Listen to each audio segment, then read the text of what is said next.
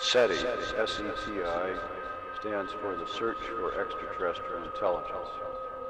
It's a word that describes a wide variety of different kinds of searches which are being made all over the world for evidence of the existence of other civilizations in space. Almost all of the searches that are being done with radio telescopes. Our goal is to detect in those searches radio and radar transmissions from other civilizations. The first result that can come from this is simply the knowledge that other civilizations exist in space. That, of course, would be an enormous milestone in the history of human civilization. Why do we search? It is because everything we know about our universe, about our planetary system, and about the origin and evolution of life on Earth seems to say that all of these things were the result of completely normal processes that occur in our galaxy. No special phenomena, no freak events were required for our civilization to exist as it does. Given the enormous number of stars in the galaxy which are like the sun, it follows that there should be many, many civilizations in our galaxy and in other galaxies. If they practice technology, as we do, they are detected. This is a recent development. Until a few decades ago, our instruments were not sensitive enough to detect reasonable manifestations of intelligent life. That is, they could not detect the same sorts of signals and power levels that we ourselves radiate. However, if we have crossed the important threshold in that we have developed instruments which can detect signals no stronger than we radiate across the vast distances which separate the stars. In fact, our present radio telescopes, if used properly, can detect Earth-like signals all the way from the far side of the galaxy. Therefore, it is reasonable to search. There would be an enormous intellectual payoff in the detection of other civilizations. Their mere existence is a very important fact which will influence our thinking, our philosophy, our outlook on life. We will learn almost certainly facts of science, evolution, biology, and other places which we could not learn by any other means. We would see what prospects there are for the future of civilizations, what becomes of them, how do they manage their resources, what ways of life do they adopt. All of these things are interesting in their own right. At the same time, they may provide very useful information in developing our own resources or planning our own activities. I'll get back to a couple of your statements a bit later on. You obviously have touched on the subject, but I'd like you to be a bit more specific. According to your formula, ours is not the only civilization in the universe. Why do we start with the assumption, scientifically speaking, that there must be other civilizations? Our theoretical understanding of the formation of stars and our observations suggest that stars are formed. They are formed not alone, but must be accompanied by another object or objects. And indeed, about half the stars in the sky are double stars. We believe, from what we have seen, and our theories again, that the remainder of the stars, or indeed even some of the double stars, are accompanied by planetary systems.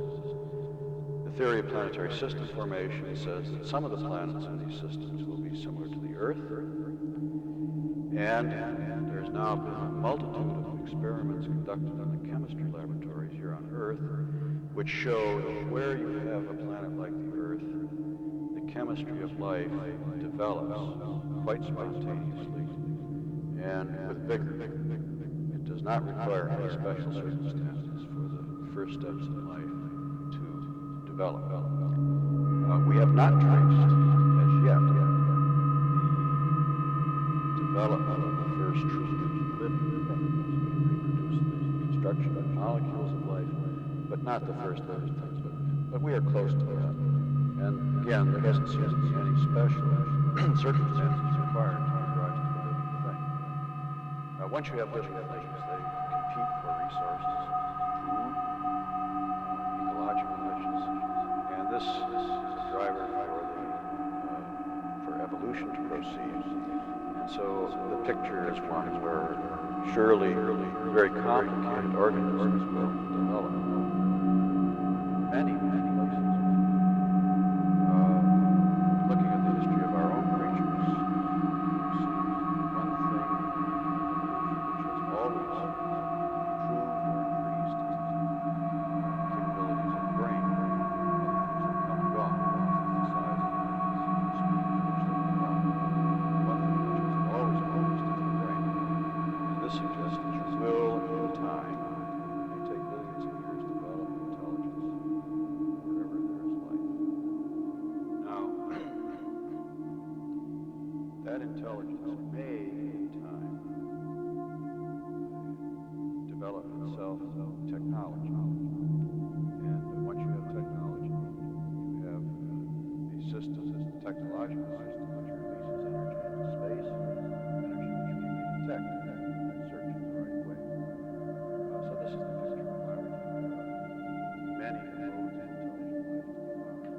be found. Project Cyclops could be constructed today using exactly that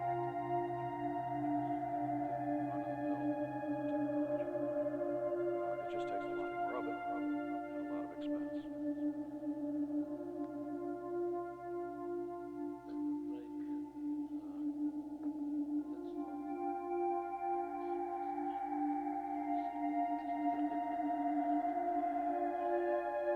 Question number one. Why did you decide to use numbers to affect to a human being what a potential Well, that's an interesting question. A very profound question. And that is, what should you say? Messages intended for the benefit of other civilizations. And there are a lot of different ideas on that. The best answer is for sure. But one idea which is largely accepted is that we want to tell the other civilization the special things about us and our systems. We need not tell them basic science or mathematics. They know all that. So it's silly to tell them what the value of pi is or what the structure of the carbon atom is or something like that. They know all that. We're not sure that they know what our biology is. It's possible that our basic biology, system of proteins and DNA, is universal, but we don't know that. If it isn't, then it's very interesting to them because it's an extremely effective way to make a living thing. So in any case, in designing the Arecibo message and other messages, we've always tried to put in only those things which are special and we think perhaps unique to us. To describe most of those things, you have to describe things in numbers. Quantities count.